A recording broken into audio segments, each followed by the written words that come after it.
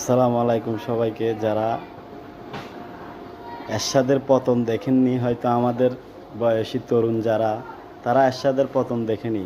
সেই ছাত্ররাও এরশাদের পতন দেখেনি যারা আমার বয়সী। আজকে শেখ হাসিনার পতনের মধ্য দিয়ে দেখা গেল আবারও স্বৈরাচারী সরকার কোনো দিনই টিকে না। আর ছাত্রর উপরে যে গুলি চালায়, সে কোনো দিন দেশের প্রধানমন্ত্রী থাকতে পারে না। এই সাথে আমিও বলতে চাই, সব সরকারে যেই সরকারই আসুক তাতে কোনো আপত্তি নাই, কিন্তু আপত্তি একটাই, যে কোনো স্টুডেন্টের বুকে গুলি চালানো যাবে না।